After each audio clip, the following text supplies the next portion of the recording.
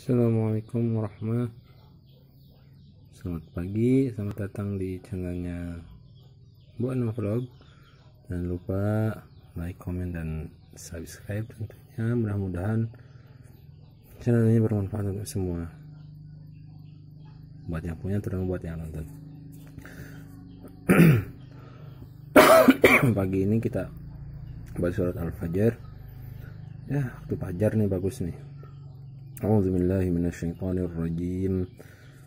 Bismillahirrahmanirrahim.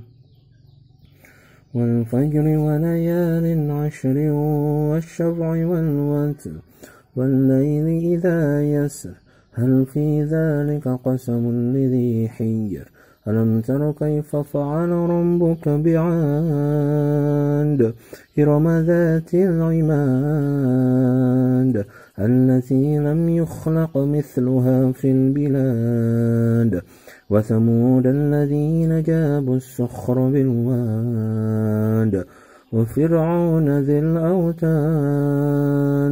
الذين طغوا في البلاد فأكثروا فيها الفساد وصب عليهم ربك صوت عذاب إن ربك لبالمرصاد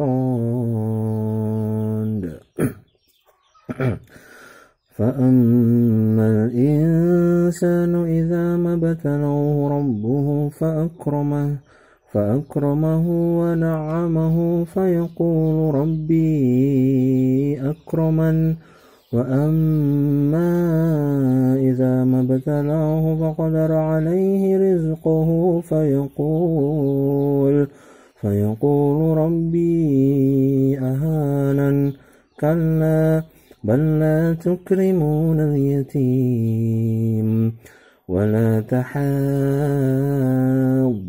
على طعام المسكين وتأكلون التراث أكلا لما وتحبون المال حبا جما كلا إذا دكت الأرض دكا دكا وجاء ربك والملك صفا صفا وجيء يومئذ بجهنم يومئذ يتذكر الإنسان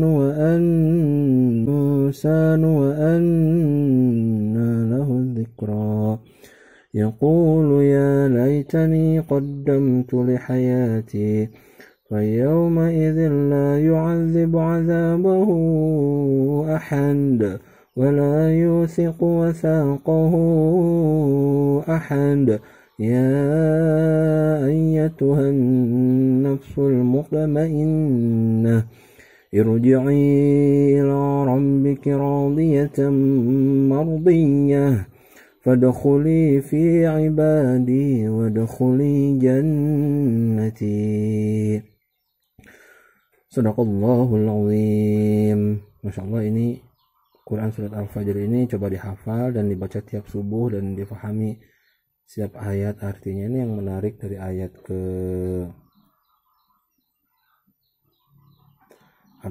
ke-15 ini artinya, maka adapun manusia apabila Tuhan mengujinya lalu memuliakannya dan memberinya kesenangan, maka dia berkata Tuhanku telah memuliakanku.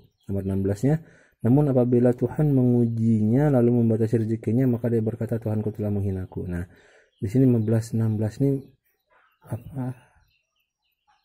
warning lah, attention buat kita bahwa ketika Allah menguji dengan harta berlimpah, hati-hati, bukan memuliakan, tetap menguji. Begitupun dengan harta pas-pasan, sebenarnya rezekinya hanya mencukupi untuk ya mungkin kurang lah, secara kasarnya kurang lah. Sebenarnya dia dua-duanya itu ujian. Ketika kita dikasih rezeki lebih, ujian. Dikasih rezeki yang ngepas banget, itu juga ujian. Jadi jangan sampai kita lalai, dua-duanya itu ujian. Nah, kalau kita lalai pas kita banyak harta, itu biasanya ke nomor 17 tuh, sekali-kali tidak, bahkan kamu tidak memuliakan anak yatim. Nah, dia lupa tuh bahwa setiap harta yang kita dapat itu ada hak anak yatim di situ. dan kamu tidak saling mengajak memberi makan. Nomor 18-nya, tidak saling mengajak untuk memberi makan kepada fakir miskin. Allah.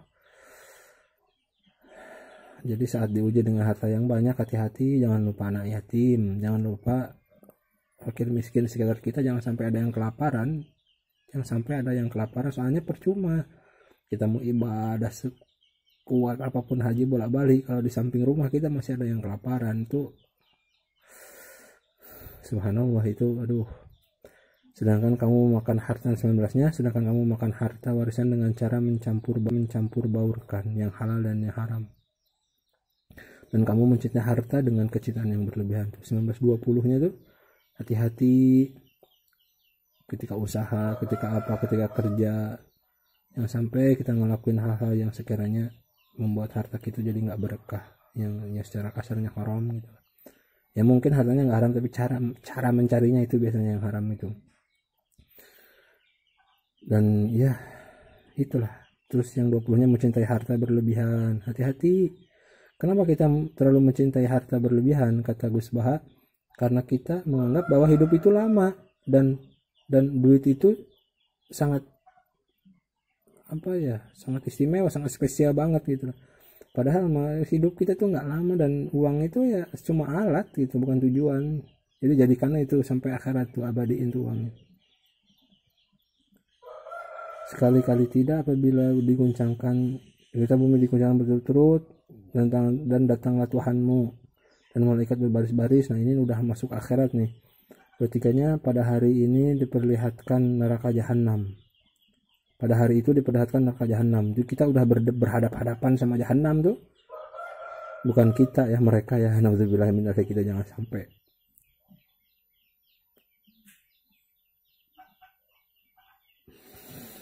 Jangan sampai kita diperlihatkan itu oleh Allah nanti. Nauzubillah min dzalik, jangan sampai lah.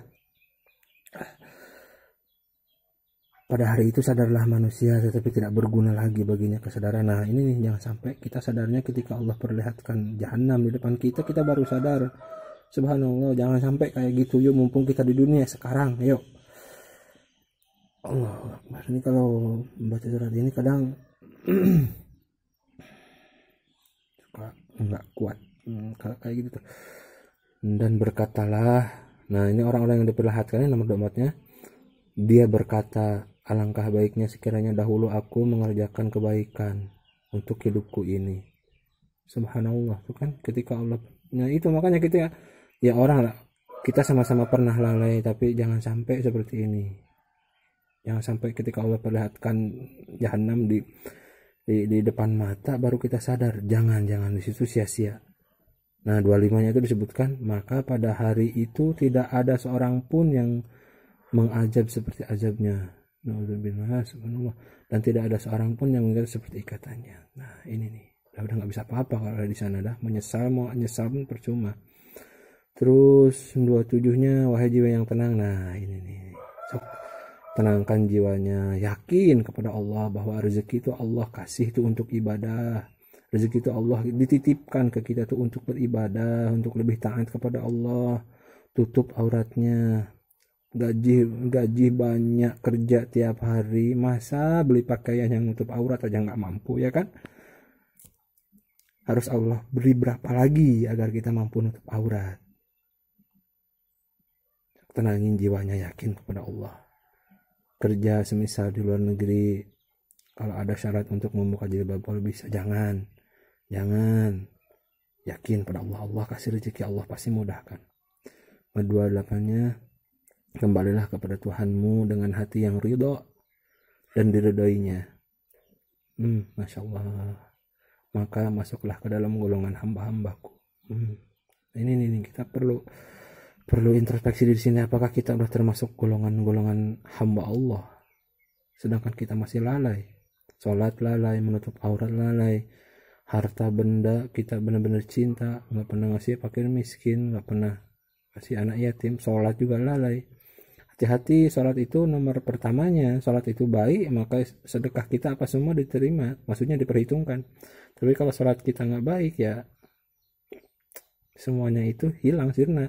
kata Ustadz mah sholat itu tuh ibarat nomor 1, amalan yang lain itu 0 semua. Jadi kalau nomor 1-nya nggak ada, nilainya 0 semua. Tapi kalau sholatnya ada, berarti angka 1-nya ada, sedekahnya ada, berarti 0-nya 1, infaknya ada, berarti 0-nya 2, puasanya ada, berarti 0-nya 3, terus 0-nya banyak, jadi sampai 0-nya 6 ya 1 juta berarti. Dan masuklah ke dalam surga aku. Masya Allah. Jangan dianggap sepele. Surga ini bukan balasan, hanya sekedar balasan nafsu yang kita tahan, bukan. Tapi ada yang lebih dari segala apapun di surga nanti, itu bertemunya kita zat yang ngasih rezeki ke kita, yang ngasih nafas ke kita, yang ngasih nikmat kalau kita makan, yang ngasih kekuatan kita untuk berjalan, melangkahkan kaki, mencari rezeki, berikhtiar, yang memberikan kita pandangan mata yang normal, pendengaran yang normal. Masa kita nggak kangen, ya kan? Nah, kenikmatan yang paling nikmat di surga itu ketika kita dipertemukan dengan Allah, bisa memandang wajahnya Allah tanpa hisab, tanpa hijab, bukan tanpa hisab, tanpa hijab, tanpa halangan. Benar-benar kita ketemu zat yang ngurus kita selama di dunia gitu, yang memberikan kenikmatan. Nah, mudahan Allah sampaikan kita ke sana ya, mudah-mudahan kita disampaikan dan berkumpul di sana. Masya Allah, bangun cantik baba. Ya udah, makasih ya, segitu aja untuk subuh ini, semoga bermanfaat. Assalamualaikum warahmatullahi wabarakatuh.